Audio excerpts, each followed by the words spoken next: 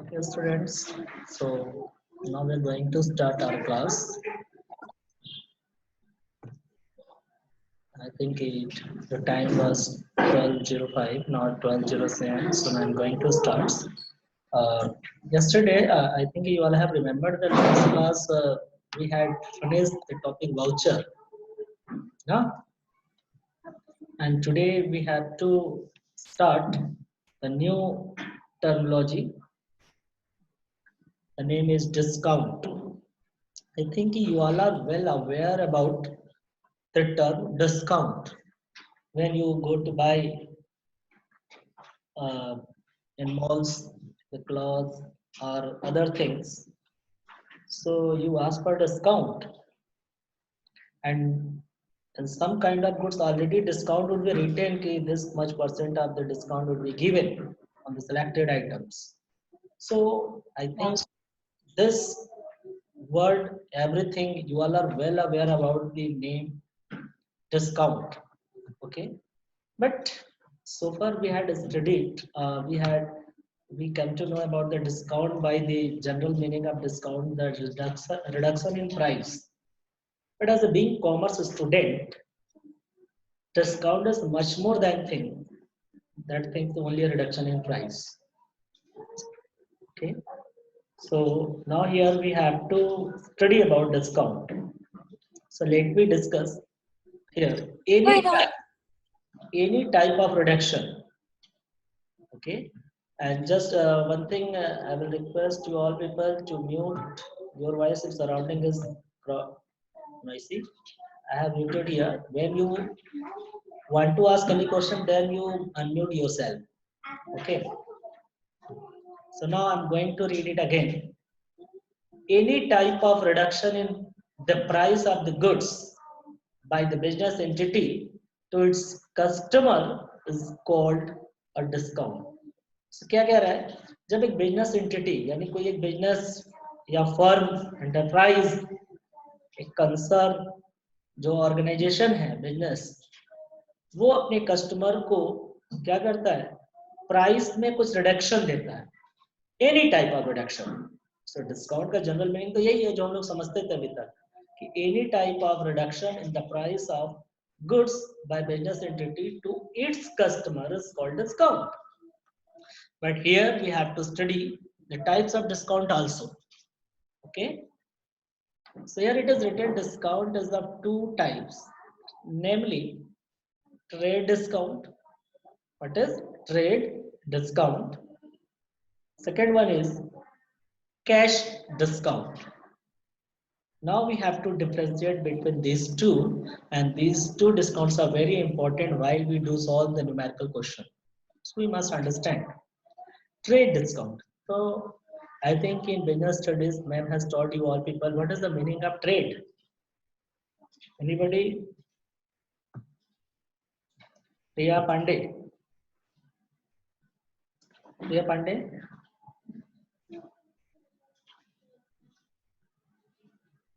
Athar. Athar. Athar आप बताइए trade means क्या होता है, ट्रेड का जो मीनिंग है वो क्या है, बिजनेस स्टडीज में पढ़ा होगा आप लोगों ने.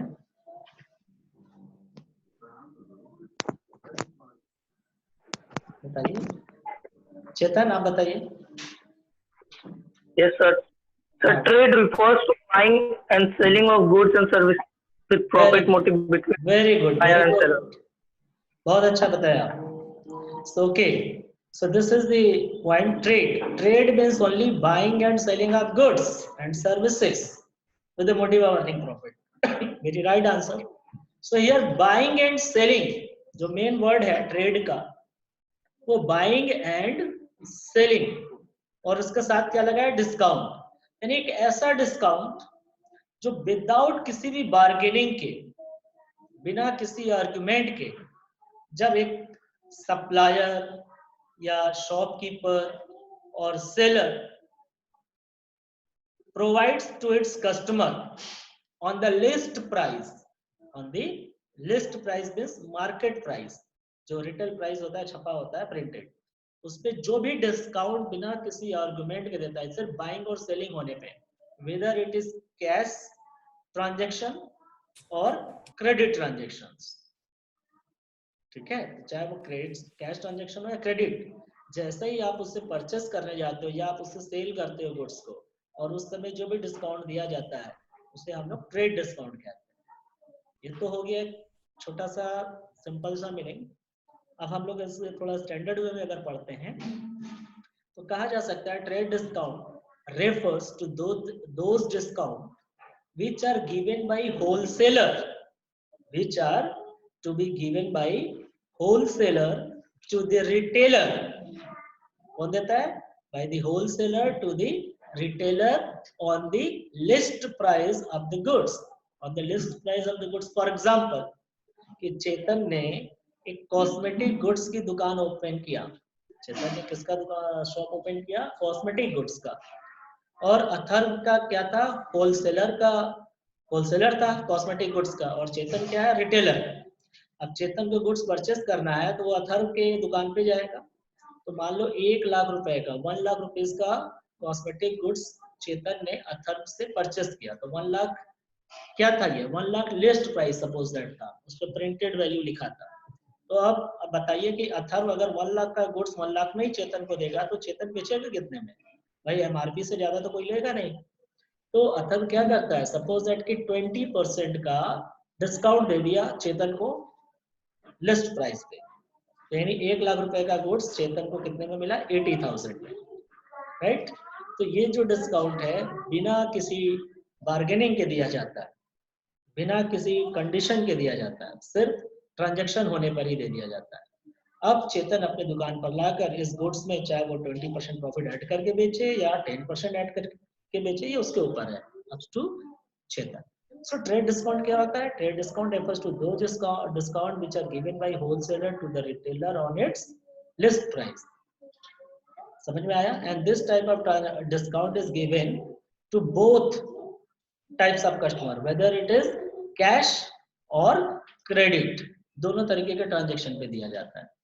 सो एक तरीके से हम कह सकते हैं कि trade discount is the amount of discount which already added by the seller और trader in the list price, जो ऑलरेडी जोड़ के रखा रहता है पहले से ही, और बाद में जो जितना एक्स्ट्रा ऐड किया गया उसी को माइनस कर देते हैं। तो कहा जाता है तो ये तो फेक है, this is not a real discount, this is a fake discount, you can say in other words. ये ट्रेड डिस्काउंट रियल में कोई ऐसा डिस्काउंट नहीं, ये पहले से ही जोड़ करके बैठे रहते हैं और बाद में कस्टमर को अट्रैक्ट करने के लिए बोलते हैं कि ठीक है हम तुम्हें इतना डिस्काउंट देंगे, ठीक है। सो अब हम लोग आते हैं इसका बुकिश लैंग्वेज जो कहा है उसको देखते हैं। When a dealer of goods is allowed, when a dealer means wholesaler, when a dealer of goods is allowed reduction in the price of goods at a fixed percent on the list price or catalog price by another dealer, एक dealer के through दिया जाता है दूसरे dealer को जब list price है catalogue price पे, while making sales, जब सेल्स होता है, तो it is called a trade discount. The objective behind giving reduction in the list price is that the ultimate customer of the goods gets the product at the list price, ताकि maximum लोग list price पे खरीद सकें। अगर list price पे एक dealer दूसरे dealer को बेचेगा तो कस्टमर तो कैसे खरीद पाएगा? कस्टमर को तो ज्यादा फिर खरीदना पड़ेगा, और कोई भी कस्टमर लिस्ट प्राइस से ज्यादा पैसा देने के लिए एग्री नहीं होगा। इसीलिए ट्रेड डिस्काउंट लिस्ट प्राइस पे दिया जाता है, लिस्ट प्राइस से कम पे पेमेंट सेल किया जाता है, और ताकि लिस्ट प्राइस पे सभी कस्टमर को सेल किया जा सके, ठीक है।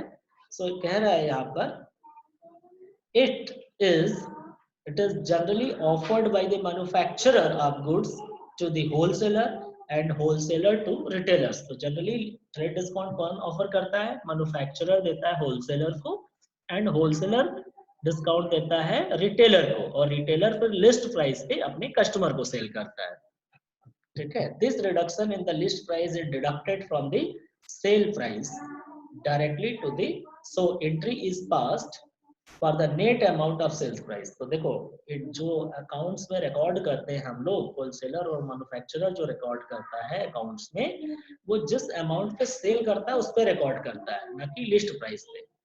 ठीक है, तो ट्रेड डिस्काउंट को पहले घटा दिया जाता है और उसके बाद जो अमाउंट आता है सेलिंग प्राइस उसे बेचते हैं और रिकॉर्ड करते हैं। फॉर एग्जाम्पल मान लो मिस्टर ए ने, ए क्या है, होलसेलर है और बी रिटेलर है। ए ने 1 लाख रुपए का गुड्स बी को 20% डिस्काउंट में सेल किया, तो ए को पैसा कितना मिलेगा बी से 80,000। A will record it in the books of account rupees 80,000, यानी सेलिंग प्राइस 80,000। अब बी जितने पे सेल करेगा उतने पे लिखेगा। Hence, no entry for trade discount is passed in the book of account. So trade discount के लिए कोई एंट्री बुक में रिकॉर्ड नहीं करते। यहाँ तक समझ में आ गया? बताइए आप सभी लोग। Yes sir. तो किसी को कोई कंफ्यूजन? इतने लोग हैं हमारे पास इस समय, 9 स्टूडेंट आर कनेक्टेड और 9 students. Anybody having the problem? You can raise your hands. Hand raise करने का ऑप्शन है ना वहां पे।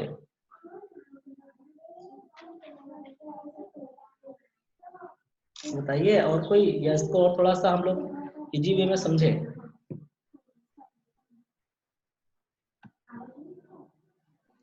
चलिए ठीक है, थोड़ा सा हम और भी बता देते हैं। ट्रेड डिस्काउंट, देखो ट्रेड डिस्काउंट क्या होता है, एक ट्रिक होता है।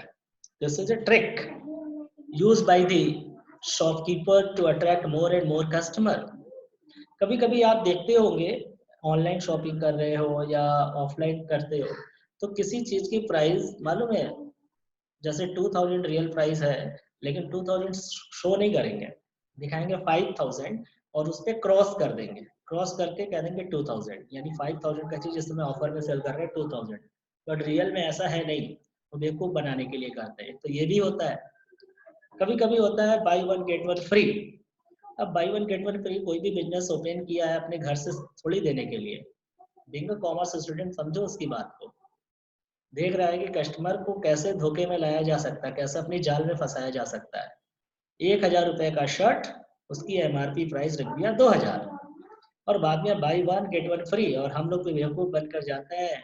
अच्छा ये है बड़ा सा शोरूम है, जैसे एरो हो गया, मान्यवर हो गया, तमाम, या कहीं पर भी वुडलैंड वगैरह जाते हैं और बड़ा सा पैकेट लेकर जाते हैं, बड़ा खुशी खुशी कि अरे हम फला शोरूम से खरीद कर ला रहे हैं, इतने रुपए का शर्ट है, 2000 का, 5000 का शर्ट है, buy one get one free. Real में है क्या उसकी प्राइस? जो आप पैसा दिए वो 2 शर्ट की प्राइस की ही देकर आ रहे हो, लेकिन वो आपको बेवकूफ बनाता है और आप भी खुशी खुशी बेवकूफ बन जाते हो और उसका अपना सेल हो जाता है। This is a trick to attract more and more customer. एक अनदर कॉन्सेप्ट मैं बता रहा हूँ। और वैसे ट्रेड डिस्काउंट जनरली अगर आपसे जेन्युइनली पूछा जाए तो आप अगर एग्जाम में, तो आप यही लिखोगे, व्हेन अ डीलर या व्हेन मैन्युफैक्चरर और wholesaler gives this type of discount to retailer on the list price. ठीक है, या इसको और अच्छे से लिख सकते हो, आपके सामने नोट्स है और आप बना सकते हो। ठीक है, तो अब आते हैं हम लोग cash discount.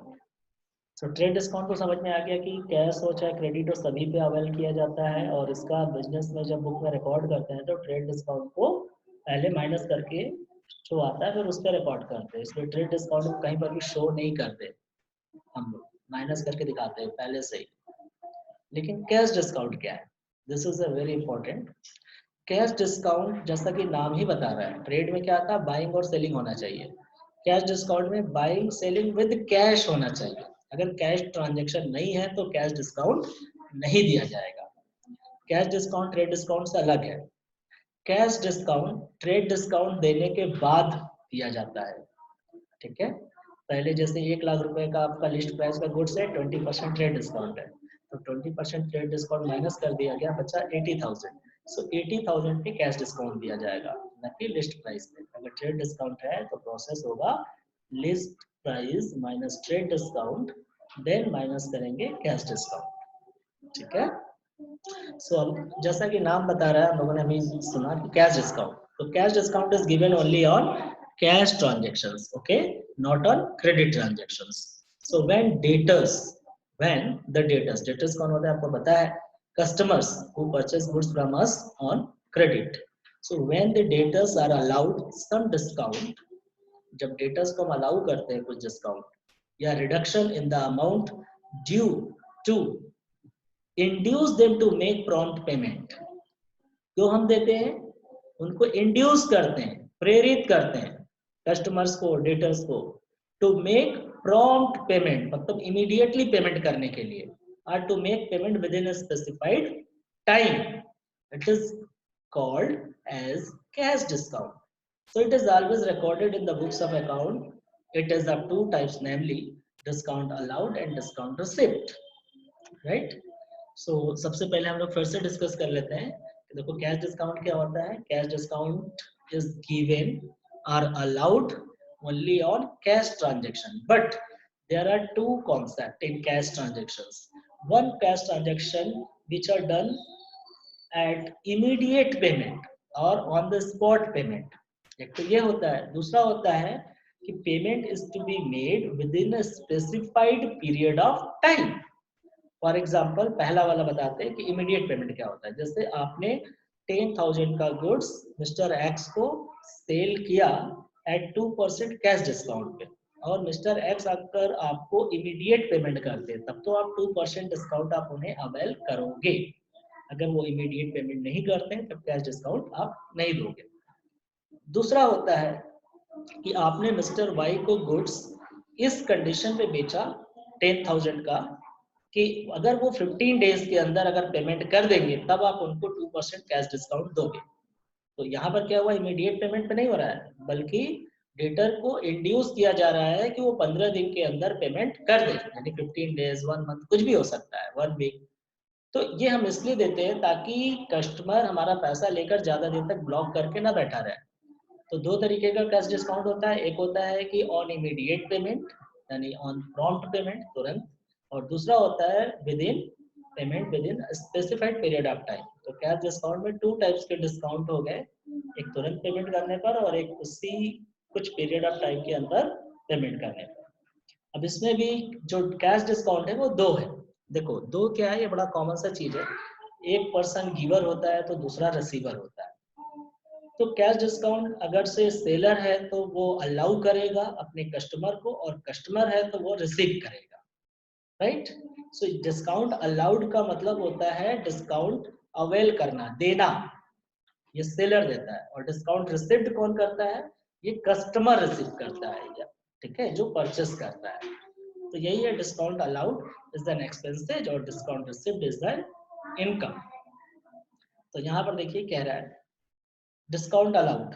If cash discount is allowed to debtors to induce them to make prompt payment, it is called discount allowed. तो कह रहा है कैश डिस्काउंट जब हम डेटर्स को तुरंत पेमेंट करने के लिए देते हैं, कि उसको प्रेरित करते हैं, इंड्यूस करते हैं कि जल्द से जल्द पेमेंट कर दो तुरंत, so it is called cash discount या discount allowed. It is a loss, so ये हमारा लॉस भी है, क्योंकि हम अपनी प्रॉफिट मार्जिन को कम करके देते हैं इनको। अगर हमें उस पर 10% प्रॉफिट मिल रहा है तो हम 2% डिस्काउंट दे रहे हैं तो 2% मेरा प्रॉफिट कम हो जाता है। It is treated as an expenses and debited to profit and loss account. So right, discount allowed क्या है, if cash discount is allowed to debtors to induce them to make prompt payment, it is called as discount allowed, and it is a loss, so it is treated as an expenses and debited to profit and loss account, right? but the discount receipt just reverse होता है। देखो यहाँ पर हम allow करते हैं अपने customer को, यहाँ खुद कस्टमर होते हैं। if the cash discount is received by the creditor, यानी क्रेडिटर जिससे हम गुड्स परचेस करते हैं, so if the cash discount is received by the creditors for making prompt payment, अगर हमने किसी से गुड्स उधार खरीदा है और वो हमको ऑफर कर रहा है कि आप तुरंत पेमेंट करो तो मैं आपको डिस्काउंट दूंगा, अलाउ करूंगा इतना, तो ये क्या हो जाएगा, डिस्काउंट रिसीव्ड, क्योंकि हमें डिस्काउंट मिल रहा है। So if cash discount is received by the creditor for making prompt payment of goods bought, it is called discount received, ठीक है। being an income, it is credited to profit and loss account। देखो discount allowed expenses था, हमारा loss था, उसको debit किया PL account में, और चूंकि डिस्काउंट सिर्फ हमारे लिए इनकम होता है तो it is credited in profit and loss account, right.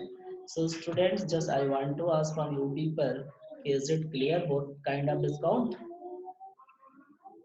बताइए पलक, पलक अनम्यूट करो yourself. Yes, sir. Now you speak. Is there any confusion between trade discount and cash discount? No, sir.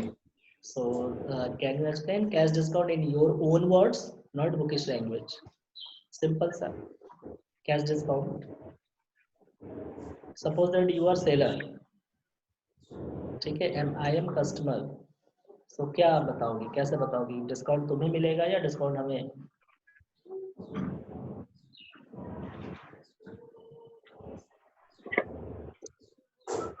अलग?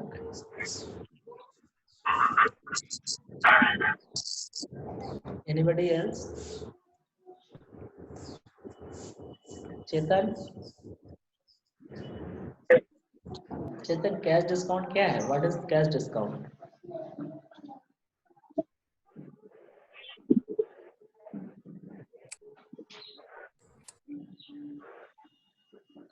तो बेटा बड़ा सिंपल है, cash discount is allowed only on cash transaction, that's it. Cash discount is allowed only on cash transactions. Okay, these are two types, one is discount allowed, हाँ, on prompt payment. Cash transaction का मतलब क्या हुआ? Cash कब होता है? जब payment होगा ना। so it can be classified further, cash discount can be given on making prompt payment or in making payment within a specified period of time। एक ये हो गया। सेकेंडली सर प्रॉम्प्ट नहीं होगा तो नहीं होगा? नहीं, प्रॉम्प्ट नहीं, जैसे कंडीशन होगा ना। देखो मैंने बताया it is conditional, just I am repeating it. Suppose that कि चेतन तुम कस्टमर हो और मैं सेलर हूँ, ठीक है? Just yes sir. ये कौन है? वैभव कुमार साहू, यहाँ म्यूट है। Yes sir. म्यूट है, वहां से आवाज आ रहा है। हाँ ठीक है, अब ध्यान दो, मैं बता रहा हूँ। Chetan suppose that you are customer and I am seller. आप मुझसे गुड्स उधार खरीदने के लिए आ रहे थे, ठीक है? मेरे से आपने बोला कि 10,000 का गुड्स हमें दे दो। मैंने आपको 10,000 का गुड्स दिया, लेकिन उसके साथ मैंने आपको कंडीशन दिया कि अगर आप तुरंत पेमेंट करोगे तो 2% का कैश डिस्काउंट देंगे और बाद में पेमेंट करोगे तो नहीं देंगे। तो ये पहला कैटेगरी हो गया। Event discount is given on making prompt payment, यानी अगर आप तुरंत इमीडिएटली पेमेंट कर रहे हो 10,000, तब तो हम पेमेंट डिस्काउंट देंगे तुम्हें, नहीं तो नहीं देंगे। एक तो ये हो गया।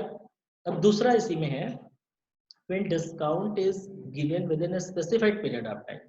मान लो तुम हमसे गुड्स खरीदे 10,000 का उधार, तो अब मेरे दिमाग में क्या आया कि पैसा मेरा ब्लॉक हो सकता है, क्यों ना मैं तुमको एक ऑफर दे दूं। तो मैंने तुमको एक ऑफर दिया कि अगर 1 वीक के अंदर आप पेमेंट कर देते हो तो मैं आपको 2% का कैश डिस्काउंट दूंगा। तो मैंने आपको एक टाइम डेडलाइन दे दिया। तो अगर डेडलाइन के अंदर आप पेमेंट कर देते हो तब तो मैं आपको डिस्काउंट दूंगा, और नहीं करते तो फिर वो डिस्काउंट कैंसिल हो जाएगा, नहीं देंगे। तो देखो कैश डिस्काउंट में भी दो कैटेगरी हमने पढ़ा, क्या कि when payment is made promptly, prompt means तुरंत पेमेंट करने पर, ऑन द स्पॉट। दूसरा है with in specified period of time. तो जैसा सिचुएशन क्वेश्चन में गिवन हो, अगर बोला है कि प्रॉम्प्ट पेमेंट पर है तो प्रॉम्प्ट पे होगा, अगर स्पेसिफाइड पीरियड होगा तो स्पेसिफाइड पीरियड के अंदर होगा, ठीक है? लेकिन ट्रेड डिस्काउंट क्या था, उसका कोई भी पीरियड से मतलब नहीं था, चाहे कैश हो चाहे क्रेडिट, सबको दिया जाता है ट्रेड डिस्काउंट, क्योंकि वो ऑलरेडी पहले से ऐड रहता है। समझ में आ गया चेतन? प्रॉम्प्ट पेमेंट और स्पेसिफाइड पीरियड ऑफ टाइम।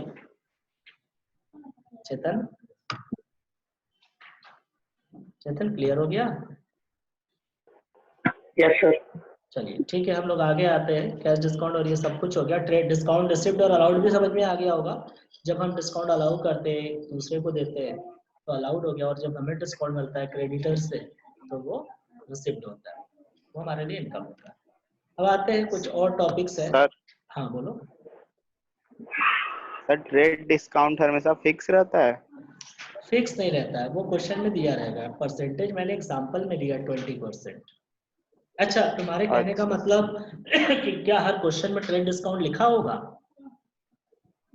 ये यस पूछ सर। रहे हो ना? नहीं, ऐसा नहीं है। क्वेश्चन में जब दिया होगा तब, क्योंकि किस नेचर का बिजनेस है, मैन्युफैक्चरिंग है, ट्रेडिंग है, रिटेलर है, वो डिपेंड करता है क्वेश्चन पे, ठीक है, क्वेश्चन में साफ साफ लिखा होगा ट्रेड डिस्काउंट देना है या नहीं देना है। ठीक है, हम लोग अपने मन से कुछ भी नहीं ओके एज्यूम करते हैं, अकाउंटेंसी में एवरीथिंग वुड बी रिटेन। तो हम लोग सिर्फ अभी पढ़ रहे हैं कॉन्सेप्ट की होता क्या है, ट्रेड डिस्काउंट का मतलब क्या होता है एंड कैश डिस्काउंट मींस क्या होता है, राइट। सो चलिए हम लोग आगे कुछ अदर भी कॉन्सेप्ट पढ़ते हैं इसमें। अब आई थिंक बहुत ज्यादा नहीं बचा हुआ है। सो देखिए यहाँ लिखा है note other important accounting terms apart from syllabus content. बोल रहा सिलेबस कंटेंट के अलावा कुछ दिया है, लेकिन ये सिलेबस में ही है क्योंकि आगे इन सारी चीजों का हमें यूज करना है, बिना इसके यूज के हम लोग आगे क्वेश्चन ही नहीं सॉल्व कर पाएंगे, और ये सब पढ़ चुके हैं हम लोग, फिर भी एक बार ये दिया हुआ है। तो सबसे पहला वर्ड यहाँ पर है 25 पे प्रोप्राइटर। प्रोप्राइटर के बारे में हम लोग पढ़ चुके हैं, और क्या है प्रोप्राइटर मींस क्या होता है पता है सभी को? ओनर। ठीक है, जो बिजनेस स्टार्ट करता है, जो पैसा इन्वेस्ट करता है, जो बिजनेस मैनेज करता है। तो देखिए यहाँ पे proprietor is a person who makes investment in the business, manages it and is responsible for all risk connected with the business. कौन होता है ऐसा पर्सन जो पैसा भी लगाता है, बिजनेस की देखभाल भी करता है, और जितना रिस्क होता है वही खुद रिस्पॉन्सिबल भी होता है, ओनर ही होता है। तो proprietor means owner of the business. In accounting, proprietor is considered distinct from the business entity. देखो अकाउंटिंग में ओनर यानी बिजनेस और बिजनेसमैन, बिजनेसमैन कौन हो गया? ओनर, और बिजनेस क्या हो गया? उसकी एक ऑर्गेनाइजेशन, एंटरप्राइज। तो ये दो अलग अलग माने जाते हैं। In the eyes of law both are business entity. Business entity means business का नाम, जैसे मान लो कि राहुल जनरल स्टोर, तो राहुल जनरल स्टोर क्या हो गया कि बिजनेस एंटिटी हो गया, और राहुल क्या है? बिजनेसमैन है। तो दोनों अलग अलग है। ठीक है, राहुल जो पैसा लगा रहा है बिजनेस राहुल जनरल स्टोर में, वो उसका कैपिटल कहलाएगा। अगर राहुल जनरल स्टोर बंद होता है तो राहुल जनरल स्टोर को राहुल का पैसा वापस करना पड़ेगा। So both are separate. ठीक है, तो proprietor is considered distinct from the business entity. So capital invested by him is considered as internal liability of business. तो ऑब्वियसली जब पैसा लगाता है ओनर, उसको इंटरनल लायबिलिटी कहते हैं, और हम लोग पढ़ चुके हैं इसके बारे में फर्स्ट चैप्टर में। Now second point, books of accounts. अब बुक्स ऑफ अकाउंट क्या होता है? तो कह रहा है यहाँ पे, this is saying the term books of accounts refers to journal and ledger of a business entity in which all the financial transactions are recorded for an accounting period. In large scale business houses where volume of transaction is very large, so journal is further subdivided into various subsidiary books or books of original entry. These are cash book, purchase book, sales book, purchase return book, sales return book, journal proper. I think we have discussed about these things as the accounting cycle in the first chapter. कि क्या होता है? Journal first step होता है तुम्हारा recording the transaction the books of account, this is what journal और subsidiary book. अगर business छोटा है, स्मॉल है, तो जर्नल एंट्री पहले करते हैं, और लार्ज स्केल पे है तो हम लोग क्या करेंगे? सब्सिडियरी बुक बनाएंगे, और सेकंड स्टेप उसके बाद आता है लेजर। तो यही दो चीज मेन होता है जिसके आधार पर हम लोग फाइनेंशियल ट्रांजैक्शन बनाते हैं। नेक्स्ट है एंटिटी। एंटिटी का एग्जांपल अभी मैंने ऊपर दिया, राहुल जनरल स्टोर क्या हो गया? एंटिटी हो गया। ठीक है, so in an entity is in accounting language, कह रहे हैं an entity in accounting language refers to an economic unit। एक इकोनॉमिक यूनिट होता है, बिजनेस फर्म होता है, engaged in performing economic activities like Maruti Suzuki क्या है? एक बिजनेस एंटिटी है, ये इकोनॉमिक एक्टिविटीज परफॉर्म करती है। डाबर इंडिया, डीएलएफ, ये इकोनॉमिक एंटिटी है। तो ये ठीक इसी तरह राहुल जनरल स्टोर क्या है? ये भी एक इकोनॉमिक एंटिटी है, ये भी इकोनॉमिक एक्टिविटीज परफॉर्म कर रही है, परचेस सेल कर रही है। ठीक है, now entry. Entry means recording of the business entity transaction into the books of account in the form of journal. So the recording of each transaction in the books of account is called an entry. जब हम business transaction को books of account में record करते हैं तो उसे entry कहते हैं। Each transaction should be supported by a voucher. हम लोग voucher कल पढ़े थे, as a documentary proof. Okay, so it is saying that documentary proof that a transaction has taken place. तो वाउचर क्या होता है? प्रूफ होता है कि ट्रांजैक्शन एक्चुअली में हैपेंड हुआ है। So there should be no entry in the books of account without a voucher. अगर वाउचर नहीं है तो रिकॉर्ड नहीं होगा। And there should be no voucher without its entry in the books of account. तो बोल रहा है कि कोई जितने भी रिकॉर्ड किए जाते हैं बुक में सबके लिए वाउचर जरूर होगा। अगर वाउचर नहीं है तो उसका एंट्री नहीं है। अगर कोई ऐसा ट्रांजैक्शन आपने बुक में रिकॉर्ड कर दिया और वाउचर नहीं है तो दिस इज रॉन्ग और एरर। ठीक है, it is to be find out by the auditing. So यहाँ तक हम लोग को समझ में आ गया कि एंट्री क्या होता है, एंटिटी क्या होता है। अब आते हैं डेबिट एंड क्रेडिट। तो लेजर अकाउंट्स में कह रहा है कि लेजर, ये देखिए लेजर का फॉर्मेट है। लेजर को ही अकाउंट कहते हैं हम लोग। जिसका लेजर बनाना है, राम का लेजर है तो राम्स अकाउंट, श्याम है तो श्याम्स अकाउंट, परचेज है तो परचेज अकाउंट, सेल्स है तो सेल्स अकाउंट। ठीक है, तो ledger contents complete record of all accounts of the business entity during a specified period. तो जैसे राम से आपने बिजनेस एंटिटी में कितने ट्रांजेक्शन्स हुए, राम से कितना पैसा लेना है देना है, तो राम के नाम पे जब अकाउंट बनाएंगे, लेजर बनाएंगे, सारा डिटेल राम के अकाउंट में होगा डेट वाइज। इसी तरह परचेस कितना किया है पूरे साल भर में, तो परचेस अकाउंट बनाएंगे, उसमें पता चलेगा किस किस डेट को हमने परचेस किया है, कितना पेमेंट किया है, कितना कैश है, कितना क्रेडिट है, वो सब पता चल जाएगा। तो लेजर का फायदा यही है कि हम पर्टिकुलर अकाउंट के बारे में वही डिटेल जानकारी रख सकते हैं।